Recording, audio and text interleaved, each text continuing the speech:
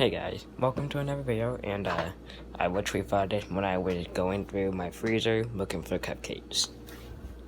I'm not gonna lie. Anyway, let's get into it. This is why the Cubs should not trade Chris Bryant, okay? As a Cubs fan, I love Chris Bryant. 2015 2015 Rookie of the Year. 2016 MVP in the National League. I don't remember exactly. I was really into baseball. Yeah, I didn't really get into all the stats and everything until last year, but phenomenal player. He was in 2018, 2019, came back with a vengeance. And the Cubs should hold on to him. I mean, you need to build around... Well, I mean, you need to save up your money and extend the contract. Because Anthony Rizzo, Javier Baez, and Chris Bryant contracts all end after 2021. Okay, so you need to make sure you lock all them up so they're Chicago Cubs Hall of Famers for life. Okay, so here's what they should do instead. They should get a little package together of Wilson Contreras, who was the NL starting catcher in the National League All-Star Game. I mean, like the MLB All-Star Game, he was the starting catcher. They should take him because he can swing the bat. He's actually a very good hitting catcher. And then they should also take what's his name? David Bodie. Yeah, the one that hit the walk-off grand slam against the National. That was sick. Anyway, I listened to it on ESPN. I lost my mind. Oh my gosh. But I just rewatch that from time to time. But you should also take him, a nice, decent little player. He can play third base, second base. I don't like it when, like, the Cubs, when they want Chris Bryant because of his... Wait, let me get this straight.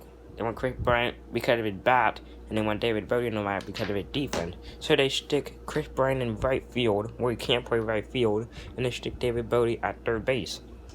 No, you need to keep Chris Bryant at third base, and you need to trade David Bodie.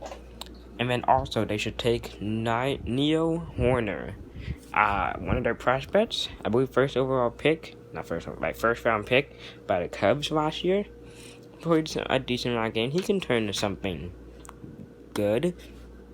I mean decent, but and then you should also take Daniel Descalzo.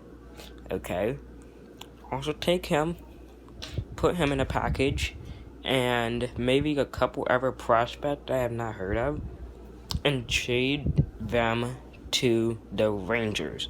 Okay.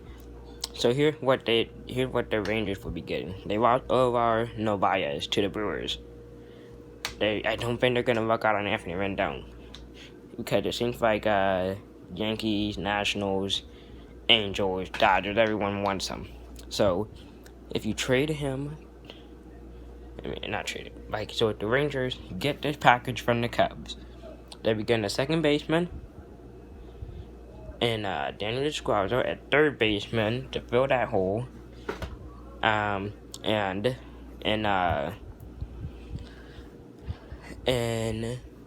what's his face?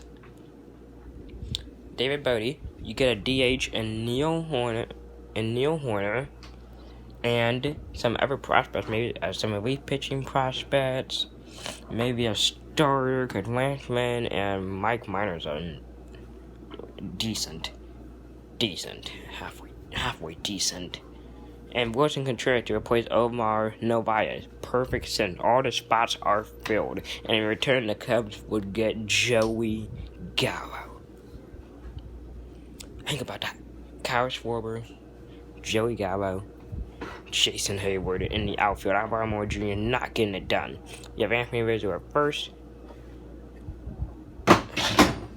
Maybe they should sign Cesar Hernandez or Yohan Sanchez for second base off the free agent market. And then you have Javier Baez at shortstop, Chris Bryant at third. And then they're not going to get Cole Hamels. You need to resign Yu Darvish. Maybe pick up Dallas Keuchel if that's not too much.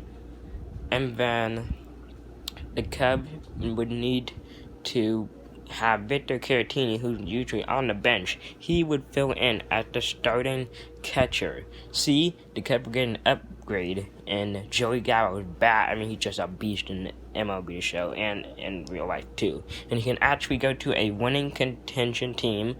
This would make David Ross look good as the manager first year, and you get Joey Gallo on your team. I mean, that's every person's dream. And you have Kyle Schwarber, who hit 38 home run.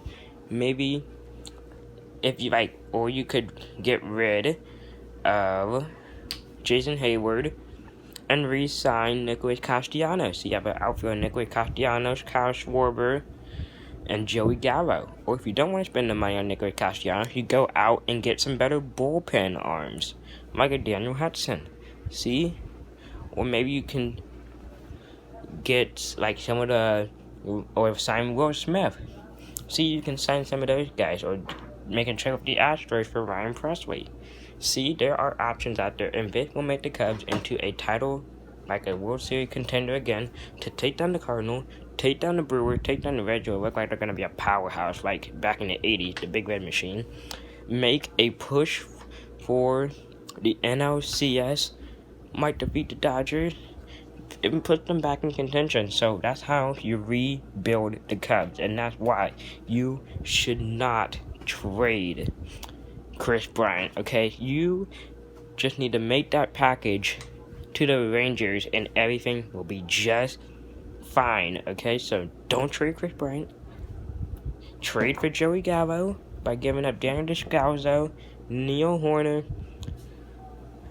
who I did say? Wilson Contreras,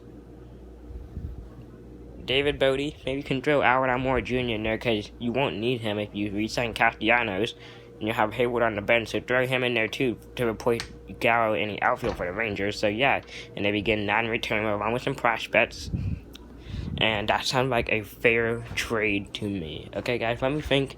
Not let me think, but let me know what you think in the comment section below. Should the Cubs trade Chris Bryant, yes or no? Okay? I'll see you guys tomorrow. Have a good night.